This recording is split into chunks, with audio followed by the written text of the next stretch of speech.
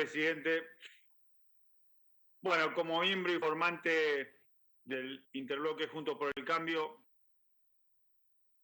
queremos plantear que estamos de acuerdo con la necesidad de tratar una moratoria amplia como la que en términos generales propone el oficialismo en esta media sesión de diputados.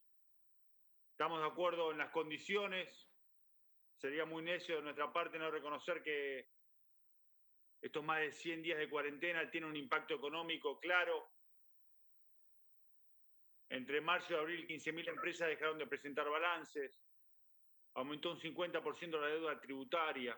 Es decir, hay necesidad de una moratoria amplia como la que está planteando esta ley. Lamentablemente no podemos acompañar el proyecto, esta medida de sanción, y vamos a presentar un dictamen de minoría, diría en términos generales, por dos razones. La primera, creemos que la moratoria se queda a mitad de camino en algunas cosas, pero sobre todo porque en esta ley hay en realidad dos proyectos de ley. Está la moratoria, planteada en los términos que muy bien describía el senador Casero la situación actual de nuestro país, pero también hay una amnistía clara, concreta, contra un grupo de accionistas, de empresarios argentinos que generaron la mayor estafa al fisco y por ende a todos los argentinos en los últimos años. Esa estafa está descrita, diseñada a medida en el artículo 11 de este proyecto de ley de media sanción.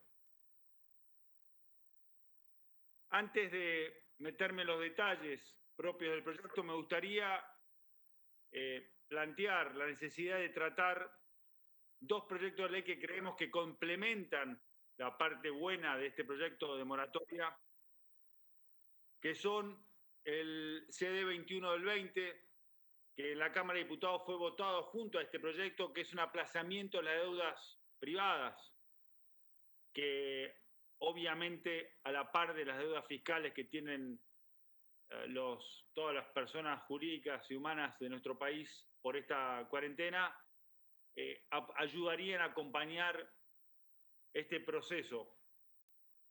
Es un aplazamiento por 180 días, que nos parece que es muy importante. Y por otro lado, el proyecto 897 del 20 de este Senado de la Nación, presentado por todo el interbloque Juntos por el Cambio en conjunto, que propone un nuevo sistema más eficiente, más económico y más rápido para resolver los concursos y quiebras de menor tamaño, para facilitar la reinserción de sobre todo de las empresas pymes en la economía formal. Estos dos proyectos complementarían esta moratoria fiscal y ayudarían a la reactivación económica en general de nuestro país. Decía que este proyecto era insuficiente y quiero marcar algunas de las razones por las cuales creemos que se podría mejorar y que incorporamos a nuestro dictamen de minoría.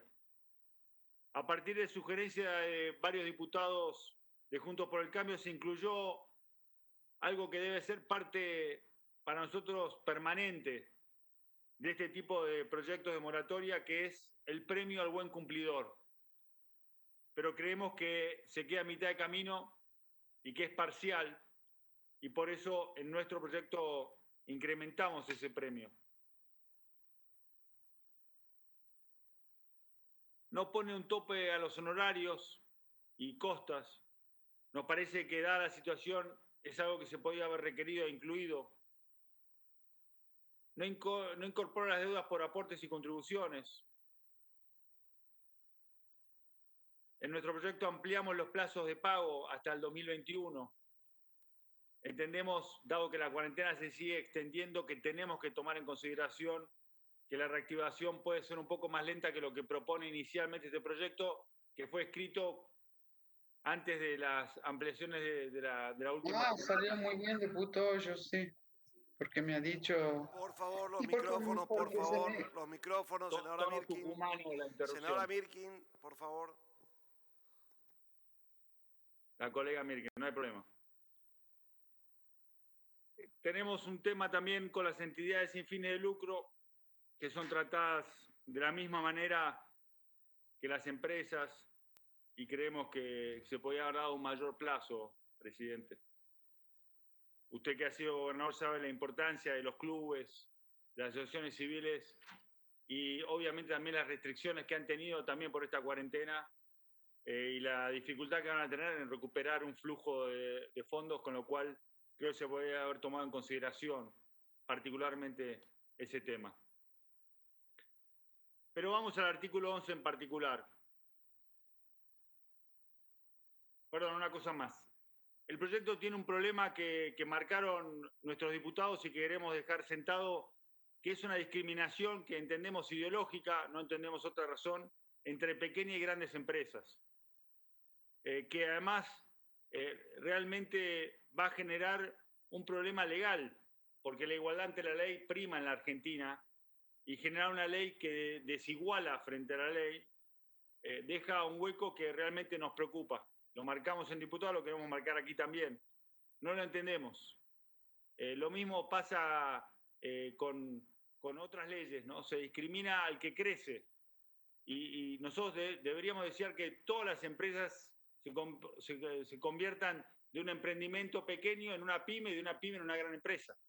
Ese debería ser el camino de muchas empresas, no despreciando a las pymes, pero sí potenciando y alentando al crecimiento de las empresas locales, inclusive fuera de nuestro país. Y allí hay la segunda discriminación, que es con aquellos que tienen fondos en el exterior.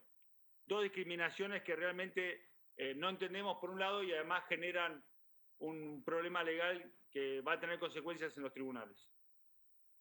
Y llegando ya al artículo 11, recién el presidente de la comisión, el miembro informante, planteaba algunas razones por las cuales se incluyó. Dijo, que se incluía a las quiebras